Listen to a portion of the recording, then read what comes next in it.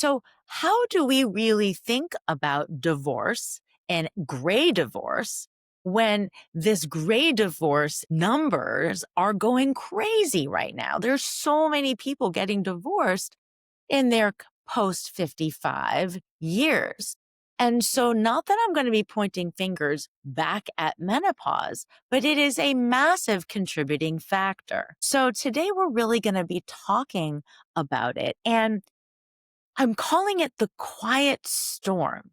It's this like invisible tension that continues to build because even in perimenopause, before you go through menopause, you have very specific things that are beginning to creep up on you. These mood swings that you don't even know are happening again, because when you're premenopausal versus postmenopausal, it is very different because postmenopausal, you know that it's already happened to you. But premenopausal, you don't actually know what's happening because, again, you might still be menstruating, but you're beginning to have these symptoms. So, this emotional disconnection that you begin to feel, which really affects your intimacy with your partner, this silent struggles that you've been going through because maybe you've got a little bit of brain fog. Maybe you've become like forgetful.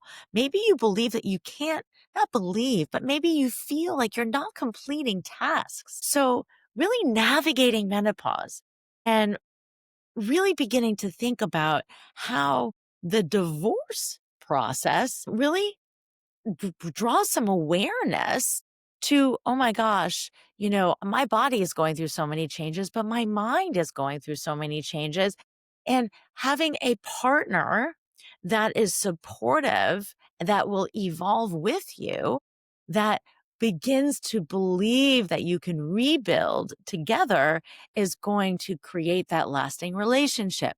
But for those who don't have that level of compassion or empathy for their partners during the time that they're going through this, there could be a real level of turmoil, which could result in divorce. So, acknowledging these tensions that you might be having and acknowledging that the first step to understanding them is to really dive deep into, okay, is this a physiological change that's happening with me that might be causing me to have a different relationship with my spouse?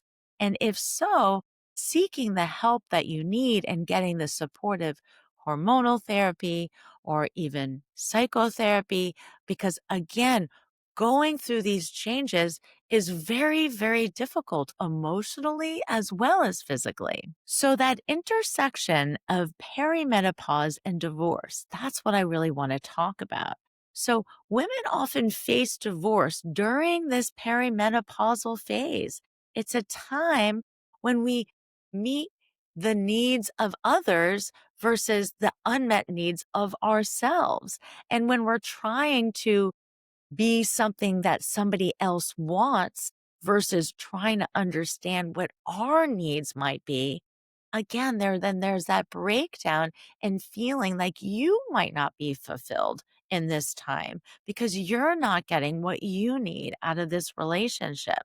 So it really could lead to these, very difficult, critical life decisions. How do I feel about this relationship in an unsupported way? And how do I feel about myself in this time? Because I'm evolving and my needs might be different. So, what is this emotional landscape of menopause? Understanding these perimenopausal effects are really important. They could last several years. I have friends that have been dripping with sweat for several years who haven't been able to think straight, who get agitated and have crazy mood swings, who just feel depressed. And those things are just potentially physiological effects of menopause.